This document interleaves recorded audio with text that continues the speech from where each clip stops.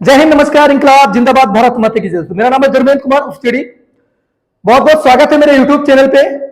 आप पहली बार मेरा रिटर्न की क्लास देख रहे हैं और ये वो इंपॉर्टेंट क्वेश्चन मैं आप लोगों के लेकर आया हूं। मेरा सेकंड चैनल है, उत्तर प्रदेश के नाम से मेरा चैनल है। जेडी फिजिकल अकेडमी हमारे वीडियो देखते हैं, फिजिकल के, मेडिकल के, हर तरह के वीडियो आप लोग देते हैं। इस चैनल पे मेरा सिर्फ आप लोगों के इंडियन आर्मी के लिए, पुलिस के लिए जितने भी एग्जाम होते हैं उन सब के लिए मैं जीके जीएस के क्वेश्चन लेकर आ रहा हूं।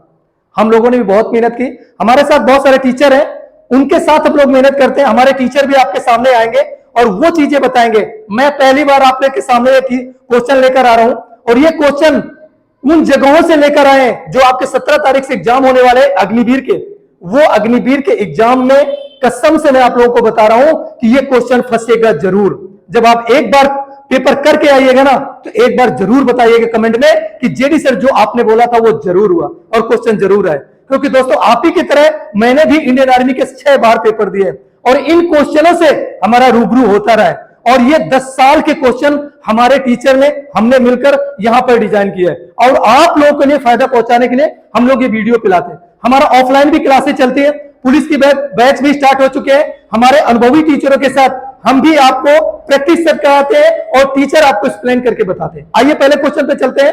वीडियो अच्छा लगा हो चैनल को सब्सक्राइब करिएगा, वीडियो को लाइक करिएगा और कमेंट जरूर करिएगा। और एक बात बता दूं आपको, वीडियो छोड़कर मत जाइएगा क्योंकि ये क्वेश्चन आपके लिए बहुत इंपॉर्टेंट है। चले गए तो मिस कर देंगे और आपको दिक्कत हो सकती है पेपर में। आइए देखते हैं। स्वतंत्र भारत के राष्ट्रीय ध्वज का डिजाइन निम्नलिखित में से किसने बनाया था?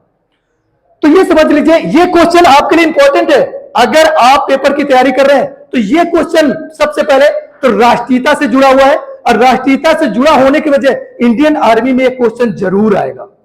तो इसका क्वेश्चन है पिंगाली वेंकैया। ये क्वेश्चन रट लीजिए और ये क्वेश्चन आपको रट जाना चाहिए, ये आंसर भी रट जाना चाहिए। इन तीनों क्वेश्चनों से हटकर, ये सॉरी तीनों आंसरों से हटकर ये क्वेश्चन आंसर है और आप एक बार ये आपको रट जाना चाहिए। नेक्स्ट क्वेश्चन की तरफ चलता हूं मैं। सबसे पहले आप ध्यान दो, क्वेश्चन नंबर 2, भारत का राष्ट्रीय गान सभी को आता है, सभी को आता है, लेकिन पढ़ना बहुत जरूरी है क्योंकि यहां पर इतने आंसर दिए हुए हैं कि आप इन पे कंफ्यूज हो जाते हैं। कोई लगा देता है वंदे मातरम, कोई लगाते हैं सारे जहां से अच्छा, कोई लगाते हिंद देश का प्यारा झंडा। गलत कर देते आप लोग क्योंकि आप लोग अग्निवीर की तैयारी कर रहे हैं। यहां पर आंसर होगा हमारा, यहां पर आंसर होगा हमारा जनगण मन। आप लोग सभी जानते हैं, रट गया होगा और 2 क्वेश्चन आपको बिल्कुल याद हो चुके होंगे। तीसरे क्वेश्चन की तरफ हम चलते हैं। भारत के राष्ट्रीय गान के रचयिता हैं, आप लोग समझ गए होंगे, ये सभी को आता है, लेकिन इन क्वेश्चनों में आप जानते हैं एग्जामिनर जो होता है ना वो ऐसे आंसर रखता है कि आपको कंफ्यूज करता है और कंफ्यूज करने के साथ साथ आप उन पे डाउट खा जाते हैं। तो समझ लीजिए इनको रटना है और रटने के बाद आप समझ जाएंगे कि इसका जो भारत के राष्ट्रीय गान के रचयिता है, बहुत सारे बंकिम चटर्जी, ये अरविंद घोष, सरोजिनी नायडू, सभी जानते हैं कि इनसे हटकर हैं, लेकिन ऐसे नाम रहते हैं। तो आप समझ गए होंगे, शायद जानते भी होंगे, नहीं जानते हैं, जानते हैं, जानते हैं, कमेंट करिए, जानते हैं? रविन्द्रनाथ टैगोर। रविन्द्रनाथ टैगोर है इसका आंसर। आइए नेक्स्ट क्वेश्चन पे चलते हैं। भारत के राष्ट्रीय कैलेंडर का प्रथम महीना कौन सा है? मेरे हिसाब से सभी जानते ही होंगे। नहीं जानते हैं तो मैं आपको बता दूं, वीडियो में ज्यादा एक्सप्लेन नहीं करूंगा मैं क्योंकि आपको 15 क्वेश्चन में रटाने वाला हूं, ज्यादा देर हो जाएगी, आप लोग वीडियो छोड़कर चले जाएंगे, लेकिन जाइएगा नहीं। यहां पर कौन सा होगा आप लोग सभी जानते हैं, यहां पर होगा, सॉरी थोड़ा, यहां पर चैत होगा। आप लोग समझ, भारतीय राष्ट्रीय कैलेंडर का बहुत सारे लोग जानते हैं जनवरी होगा और बहुत, लेकिन नहीं, हमारे जो भारतीय राष्ट्रीय कैलेंडर का प्रथम महीना होता है वो चैत होता है। आइए अगले क्वेश्चन की तरफ चलता हूं मैं। प्रथम भारत रत्न सम्मान किसे मिला?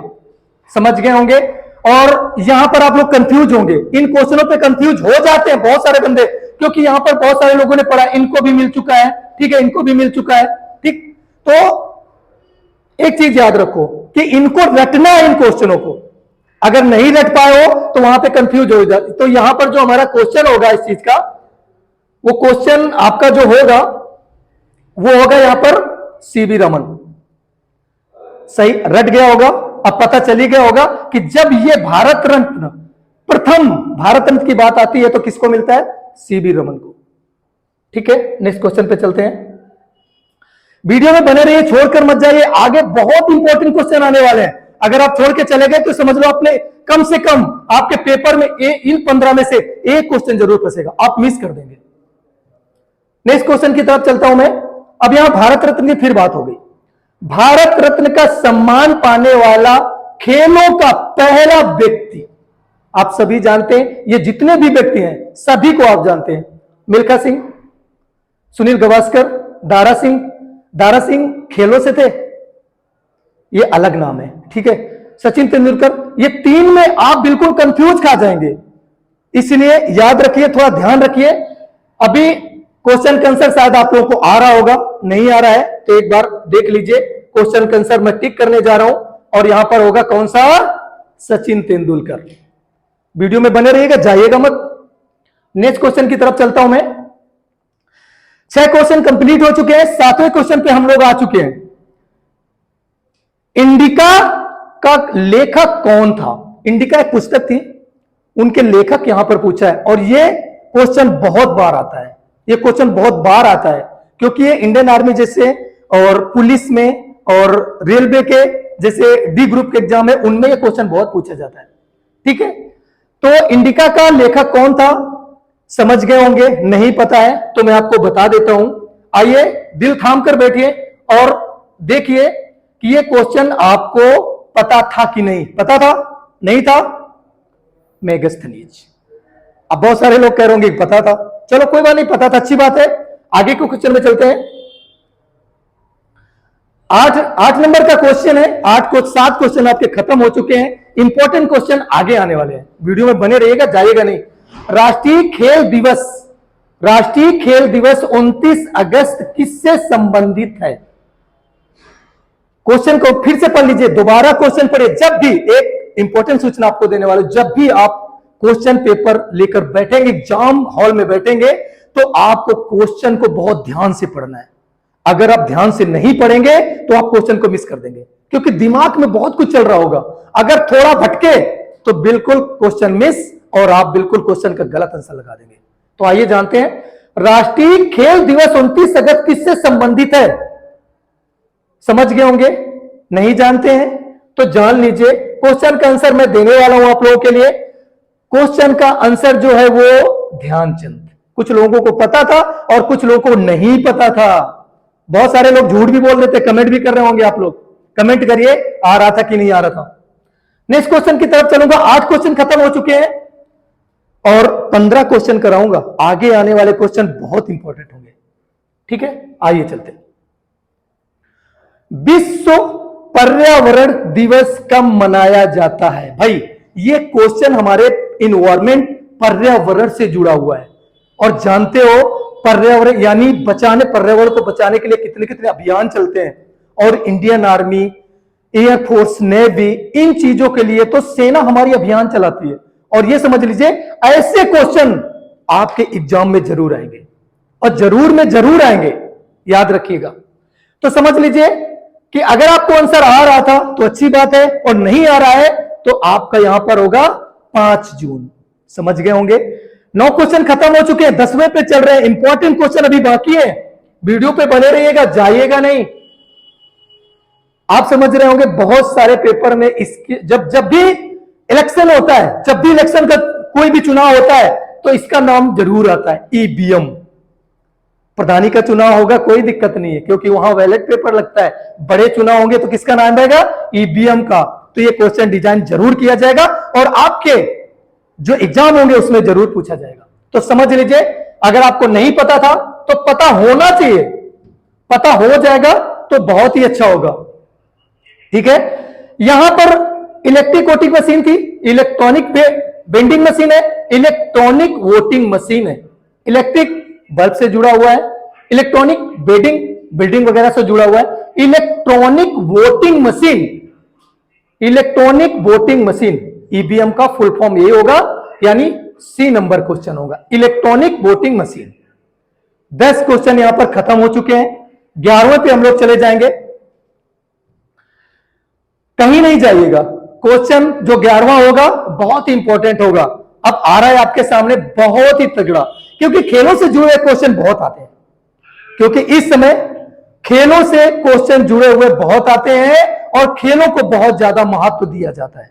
हमारे देश में खिलाड़ियों के लिए अभी बहुत सारे कार्यक्रम चलाए जा रहे हैं। अभी आप लोगों ने देखा होगा कि जो आईपीएल शुरू हुआ है, गर्ल्स का भी आईपीएल शुरू हुआ है, कबड्डी गर्ल्स का भी कबड्डी, खो खो गर्ल्स का भी खो खो, समझ लीजिए। तो खो खो खेल में कितने खिलाड़ी एक टीम में होते हैं, शायद आपको समझ आ रहा होगा। सभी जानते हैं 11 क्रिकेट में होते हैं, 17 किसी में नहीं होते हैं, 12 भी किसी में नहीं होते हैं। ठीक है, 17 किसी में नहीं होते, 12 किसी में नहीं होते, 11 खेल क्रिकेट में होते हैं। तो कौन सा क्वेश्चन आंसर सही होगा आप लोगों का? कौन सा क्वेश्चन सही होगा? 9। खो खो में समझ लीजिए 9 ही होंगे, क्रिकेट में 11 होंगे, 12 किसी में नहीं होते, 17 किसी में नहीं होते। क्वेश्चन का आंसर समझ गए होंगे। लॉजिक लगाइए, याद रखिए, और यहां पर क्रिकेट का भी याद हो गया और खो खो का भी याद हो गया। ठीक है, नेक्स्ट क्वेश्चन की तरफ चलता हूं मैं। क्वेश्चन नंबर 12 बहुत ही इंपॉर्टेंट है। विटामिन सी का रासायनिक नाम है। विटामिन सी की वजह से जब आप रनिंग करते हैं, क्योंकि रिटन के साथ साथ आप रनिंग की भी तैयारी करते हैं, सी की कमी से आपकी बॉडी में क्या क्या पेन होता है समझ गए होंगे। नहीं समझे, वही एक क्वेश्चन है। विटामिन सी का रासायनिक नाम क्या है समझ लीजिए। अगर आप लोगों को नहीं पता है, पता था तो अच्छा है, और नहीं पता था तो स्कॉर्बिक अम्ल, समझ गए होंगे। आ रहा होगा क्वेश्चन। अब हमारे पास 3 क्वेश्चन बचे हुए, सिर्फ 3 क्वेश्चन। जाइएगा नहीं, सॉरी जाइएगा नहीं, बने रहिएगा, क्योंकि 3 में से एक जरूर फंसेगा। नेक्स्ट क्वेश्चन की तरफ चलता हूं मैं। 13 नंबर क्वेश्चन बॉडी से जुड़ा हुआ क्वेश्चन है, और आपकी बॉडी को स्वस्थ रखने के लिए भारत सरकार बहुत सारे नियम चलाती है, और बहुत सारे हम लोग फिजिकल फिटनेस में, मैं एक फिजिकल कोच हूं, और कोच, फिजिकल कोच के साथ साथ आपकी बॉडी को मेंटेन करने के लिए मैं बहुत सारे वीडियो आप लोगों को बनाता हूं। मेडिकल के लिए, खाने के लिए, रनिंग के लिए, कैसे करना है, क्या करना है। ठीक है, तो यहां पर बात करेंगे, मानव शरीर का सामान्य तापमान होता है।